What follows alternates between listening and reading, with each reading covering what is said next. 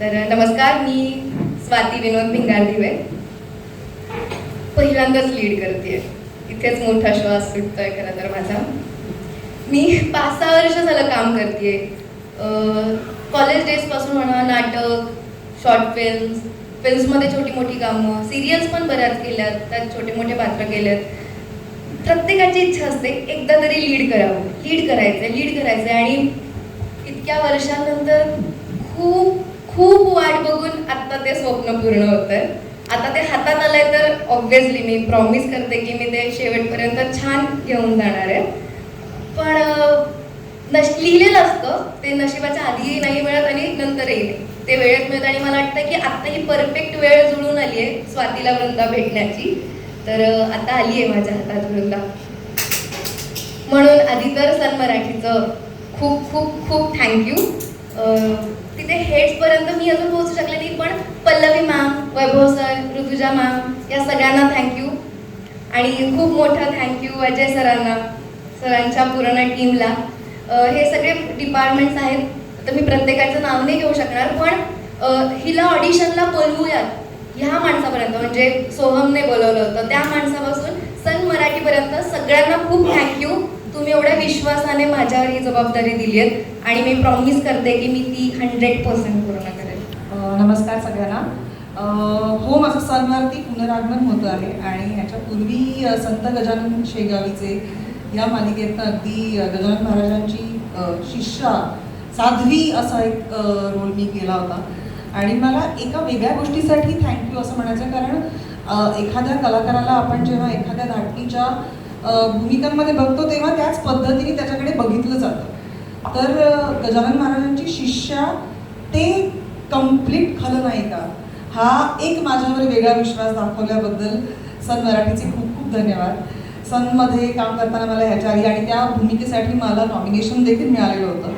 आणि आत्ता मी खलनायिका खूप वर्षांनी मी खलनायिका करते, कारण मला पोलिसी खात्यात पण बऱ्याच भूमिकांमध्ये तुम्ही बघितलं तर खलनायिका खूप वर्षांनी करते. अजय दादाबरोबर मी पहिल्यांदा काम करते आणि मला असं कळलं की हा म्हणजे अजय दादा सिरियल करतोय, तर मी फोन केला, म्हणलं मला आवडेल करायला.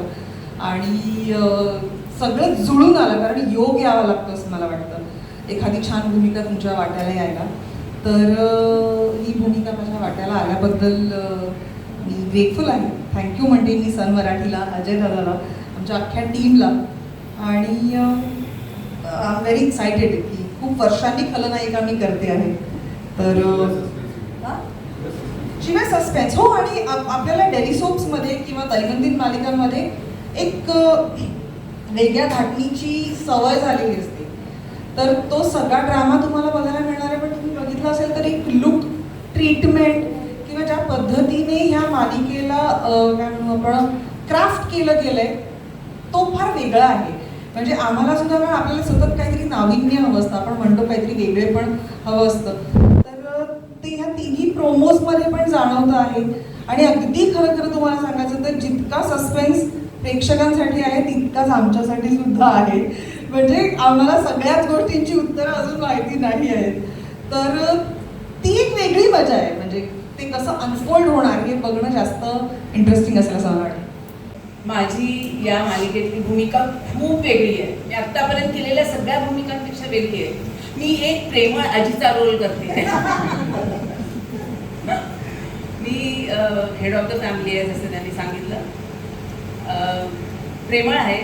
माझं घर, माझं कुटुंब जोडून एकत्र आम्ही सगळ्यांनी एकत्र राहावं यासाठी धडपडणारी आजी आहे. घरातल्या सगळ्यांवर तिचा वचक आहे. तिच्या पद्धतीने ती सगळ्यांवर नजर ठेवून आहे. काळीसारखी नजर आहे तिची. घरात काय चाललंय तिला सगळं माहिती असतं, पण तरीही ती खूप प्रेमळपणाने सगळ्यांची वागते, सगळ्यांना सांभाळून घेते, सगळ्यांपर्यंत पोचण्याचा प्रयत्न करते. प्रत्येकाचं आपापलं एक काहीतरी गोष्ट आहे, प्रत्येकजण आपापलं एक व्यक्तिरेखा आहे. ती कशी त्या आजीबरोबर वागते आपल्याला मालिका सुरू झाली की कळेलच. पण आजीचा प्रयत्न आणि धडपड हीच आहे की सगळ्यांना जोडून एकत्र सगळ्यांनी छान राहावं. पण तिचं सगळ्यात जास्त प्रेम तिच्या नातवावर आहे.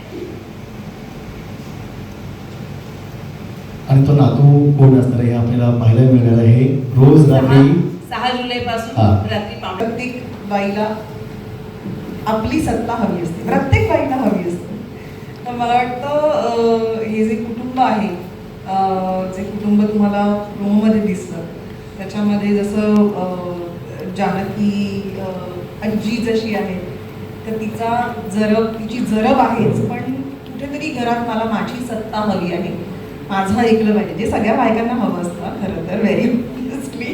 त्याच्यामुळे ती खलनायिका, पण मला वाटतं ते माध्यम कसं आपण अवलंबतो ती सत्ता मिळवण्यासाठी, त्याच्यावरती ती नायिका किंवा खलनायिका अशी ठरते असं मला वाटतं. सो तिला सत्ता हवी आहे, तिला अटेन्शन हवं आहे, सगळ्यांनी तिचं ऐकायला हवं आहे, आणि त्याच्यासाठी तिला जे करावं लागेल ते ती करते. म्हणजे काही सीन्स मी असे केले ते 2-3 वेळेला मला असं झालं, हे करायचंय, हे करायचंय.